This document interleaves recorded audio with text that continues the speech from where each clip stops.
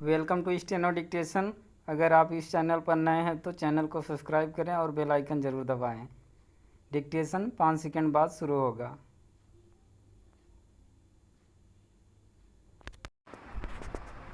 Start. NITI Aayog की संचालन परिषद की 7वीं बैठक में प्रधानमंत्री ने देश को आत्मनिर्भर बनाने की आवश्यकता पर जो बल दिया, उसकी पूर्ति तभी हो सकती है जब राज्य सरकारें केंद्र के साथ मिलकर इस लक्ष्य को प्राथमिकता के आधार पर पाने के लिए सक्रिय हों।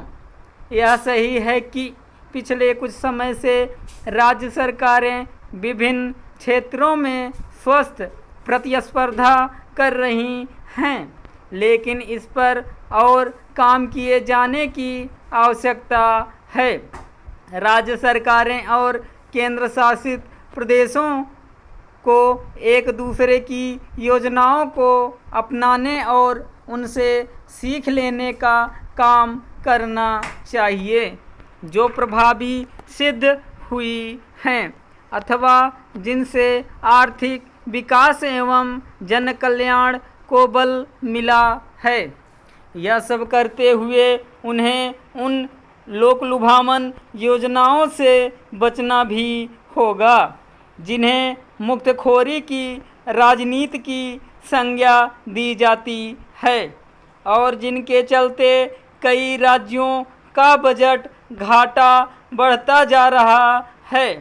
निश्चित रूप से जितनी आवश्यकता इसकी है कि राज्यों के बीच आर्थिक विकास के मामले में आपसी प्रतिस्पर्धा हो, उतनी ही इसकी भी कि उनकी और केंद्र सरकार के बीच सहयोग भी बढ़े। यह अच्छा है कि नीति आयोग की इस बैठक में राष्ट्रीय शिक्षा नीति के साथ ही फसलों के विविधीकरण पर व्यापक चर्चा हुई। साथ ही प्रधानमंत्री ने घरेलू उत्पादों को प्राथमिकता देने के साथ ही 3T यानी ट्रेड, टूरिज्म और टेक्नोलॉजी को प्रोत्साहन देने का मंत्र भी दिया। लेकिन असल बात तब बनेगी जब इसके सकारात्मक नतीजे भी सामने आएंगे। प्रधानमंत्री ने फसल विविधीकरण पर चर्चा करते हुए जिस तरह खाद्य तेलों के मामले में आत्मनिर्भर होने पर जोर दिया, उस पर विशेष ध्यान दिया जाना चाहिए।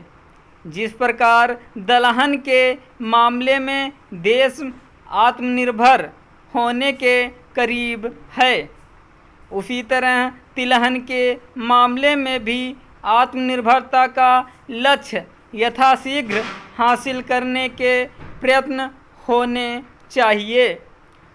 कोरोना के कारण पिछले 3 वर्षों से नीति आयोग की यह बैठक वर्चुअल रूप से हो रही थी, लेकिन इस बार सभी की व्यक्तिगत उपस्थिति में हुई।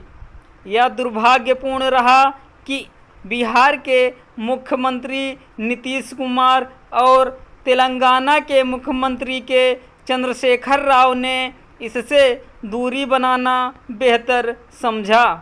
चंद्रशेखर राव के मामले में तो यह पहले ही स्पष्ट हो गया था, वह संकीर्ण राजनीतिक कारणों से इस बैठक में उपस्थित नहीं होंगे।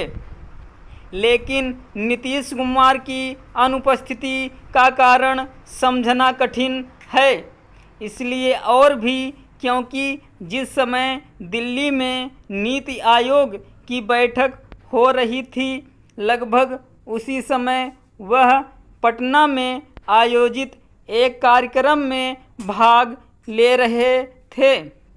एक ऐसे समय जब केंद्र और राज्यों के बीच आर्थिक सहयोग के मामले में बेहतर तालमेल की आवश्यकता कहीं अधिक बढ़ गई है, तब इस मंच को दलगत राजनीति का अखाड़ा बनाना ठीक नहीं। इस प्रकार के प्रयास संघीय ढांचे की मूल भावना के विपरीत ही हैं। जितनी जिम्मेदारी केंद्र की है उतनी ही राज्यों की भी की नीति आयोग आपसी सहयोग और समन्वय का मंच बने। स्टॉप।